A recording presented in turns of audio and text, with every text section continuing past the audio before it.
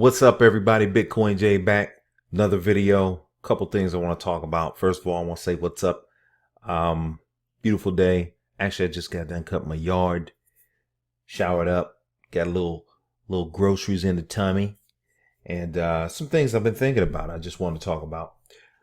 I know you guys have heard about the big hack with Binance, $40 million stolen. I think it's something around 7,000 Bitcoin. So one of the stories we want to talk about, we're going to be talking about, Changpeng Zhao. He apologizes for the hack, like he really had anything to do with it. But, he's taking blame. He's taking ownership like a boss literally does. Also, Bitcoin surges past 6,300, even with this kind of news still out there with the hack going on of all the Bitcoin. So, it hit past a resistance line that everybody thought it wouldn't. So I think we're in that bull market. That's the key. That 6,000, it's past it. It's gone. Also, U.S. representative calls for a crypto ban, says it threatens to diminish American power. Unbelievable. So anyway, I just want to get to the first story. All right. Bitcoin surges past 6,300. Let's check a peek at the markets. All right. Normally I don't do this, but I like to because I'm pretty excited. It's a lot of green out there. Very little red, which, it's a very volatile market. So it's not like in another 10 minutes you won't see some red. But for now, look at this. Bitcoin's up 5.13%. That's pretty substantial. And it's holding steady. Now, granted, CoinMarketCap, it's, there's a couple other, I believe Yahoo Finance may have, it definitely has probably XRP at number 2, but it doesn't, it really doesn't matter at this point. You look at what you look at, you like what you like. CoinMarketCap is one of the first, so that's kind of where I stick with. Yeah, but Bitcoin's holding steady at $6,300 a coin, 63.72, up 5.13%. Ethereum, steady at number 2. It's about 6 million or $6 billion lead on XRP, which a lot of people dispute because, well, they don't take into account the Korean, I think it's called the yuan or whatever. Excuse me, any Korean people out there. I am not trying to be disrespectful, but I wish they would count all the transactions and your markets, because that would push XRP to number 2, because that's one of my favorite coins. So anyway, but Ethereum's at number 2 on CoinMarketCap, $1.73. It's up 2.75%. XRP is up 0.87%. Now, I don't want to really get too deep into this, but one of my sleeper coins that I like, and let me just say, because I almost forgot, this is not financial advice. This is strictly my opinion, and this is for entertainment purposes only. You invest in something, don't blame it on me and you lose money. If you invest in something, you make money, don't blame it on me either. Just listen, take different avenues, do your own research. All right. Anyway, one of my sleeper coins here is VeChain. I think VeChain could change a lot of things in the world. Real world usage. That's what a lot of people talk about. They say, hey, what does this token do other than a little bright light? Well, I've got a video about VeChain, so go check my video out. It'll pretty much explain all that stuff. All right. There's a couple other coins that I'm pretty excited about, but nonetheless, that is that. I got to tell you, they say that Bitcoin's hasn't seen this kind of movement since 2017, December 2017. I don't know if any of you have been in the market that long, but I vividly remember December 2017. That's when things started going crazy. XRP was going crazy. Bitcoin was going to $19,000 a coin. So I like hearing news like that. This makes me excited. It gives me tingles. All right. All right. Changpeng Zhao, CEO of Binance, publishes security incident update, apologizes for blockchain reorg comment. All right. Changpeng Zhao, CEO of a major crypto exchange, Binance, has updated reporters on the exchange's security revamp and investigation into this week's 40 million hack in a security incident updated shared with Cointelegraph on May 10th. The CEO also apologized for having fueled community concerns by openly discussing the possibility of incentivizing a blockchain reorganization or transaction rollback as possible response to the attack. As reported, Binance suffered a major and premeditated hack on May 7th, which reportedly resulted in the theft of around 7,070 Bitcoin, BTC, worth over $40 million at the time, from the exchange's hot wallets, in a transaction that went undetected by the firm's security systems. Now, Changping Zhao believes that this was something that was done. They have been sitting back in the cut watching, so there obviously is some pretty smart characters involved. They don't really know who, and I believe it's, from what I didn't dig too deep into this, but from what I have seen, or excuse me, what I've read, that it's been, divided up into several different wallets. So they're tracking it, and I think they may find these guys or whoever, this group. All right. The attack was reported to have been conducted by tactics that included fizzing and viruses to obtain a large number of 2FA codes and API keys. In his security update, CZ said he was restricted in sharing too many details of the exchange's response to the incident, noting that, quote, hackers are reading every word we post and watching every AMA we host. Sharing too many security details actually weakens our security response strategy.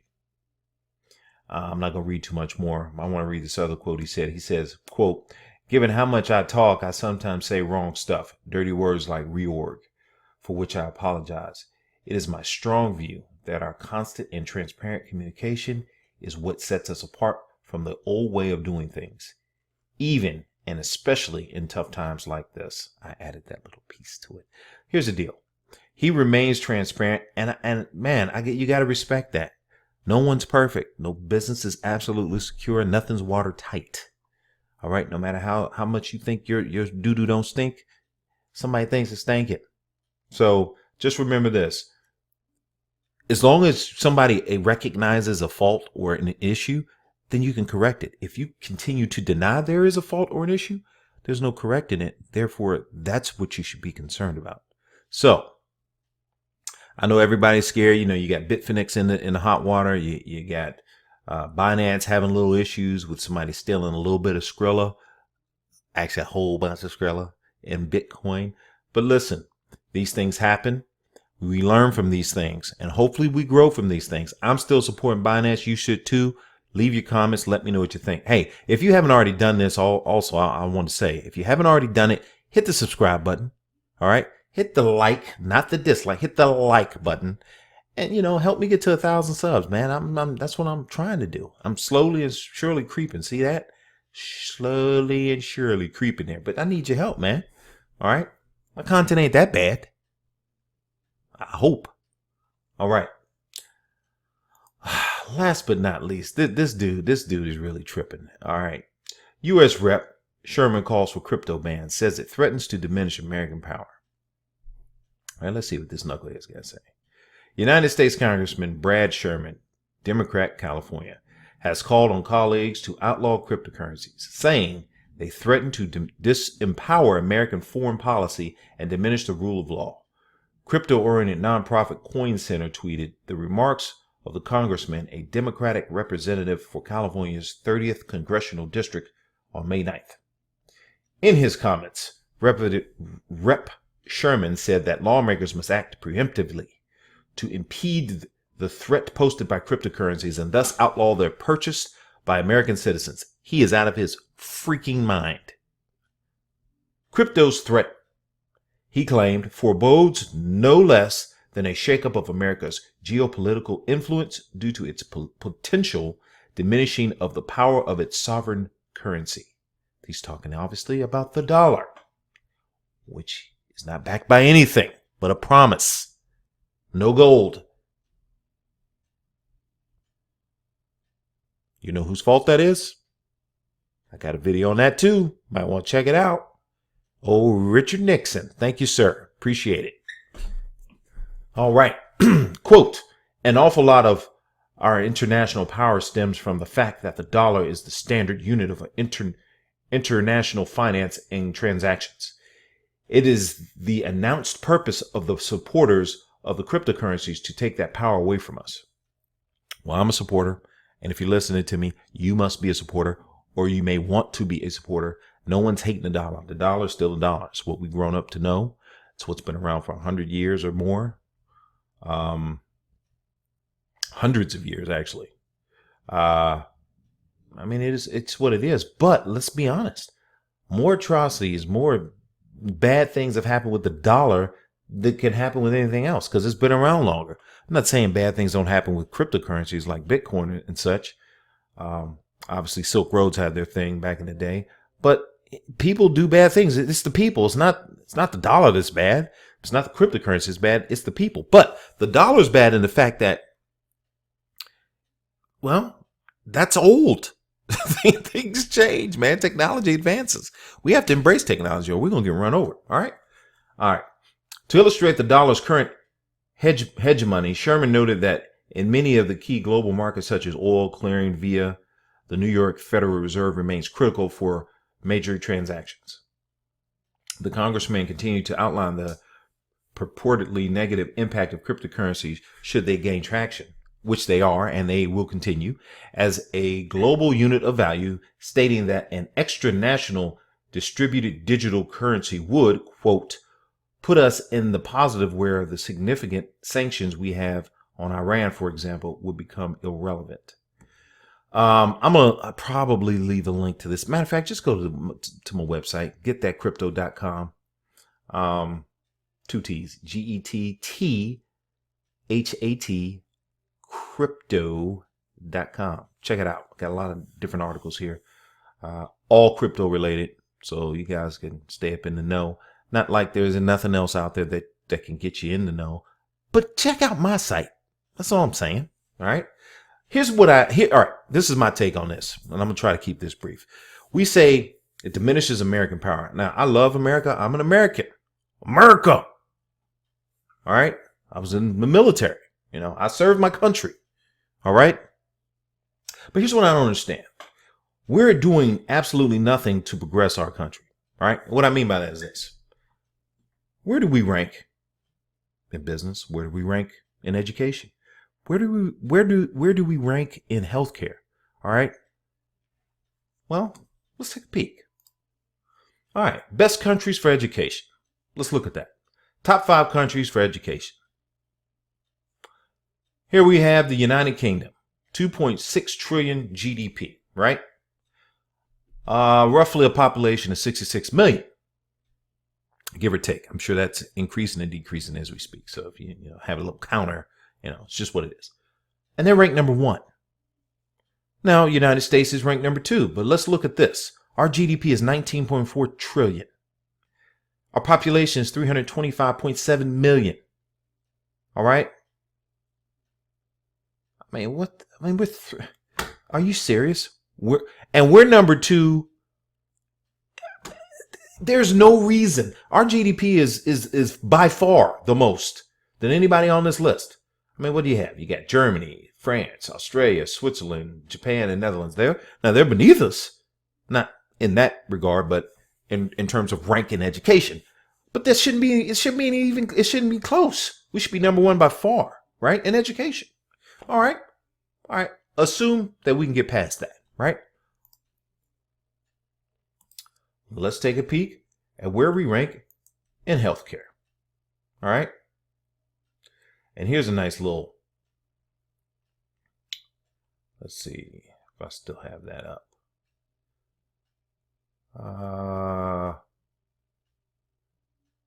Best countries, United States. I don't even know what the heck I did here. That's pretty cool. Best countries. Oh, that sucks. All right. In global ranking of best countries, the United States dropped to number 7. So we're number 7 when it comes to business. All right. We don't build anything. We don't develop anything. We don't, we don't invest in education. We just don't do anything anymore in the United States. All right. We don't put the value in these things. All right. That's a shame. All right. Number 7. That's where we're at. Well, it's what it is. Let's take a peek at this. Let's take a peek at the healthcare.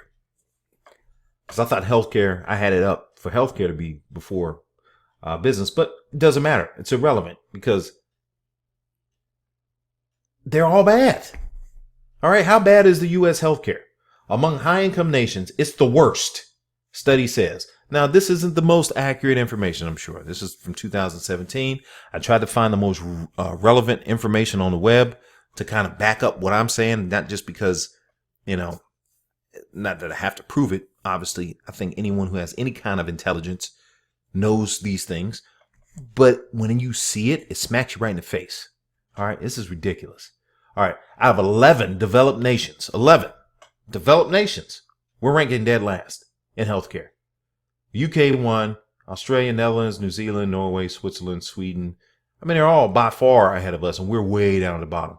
So when we say that cryptocurrencies will diminish the American power, what power do we have left, really? Where's our power? If you diminish the power, it's being diminished because you're not opening your mind to the advancements of the blockchain, the advancements of cryptocurrency, how it can integrate into our society and make us a better and stronger society. So I say to you guys, if you're listening to this, leave a comment, leave a like. Tell me what you think. This is what I think. These are my thoughts. I want to hear your thoughts. All right. And again, spread the word. Get me to 1,000 subscribers. So subscribe. Hit that subscribe button. Hit the like button. Hit the bell notification. And I'll see you guys in the next video. Peace.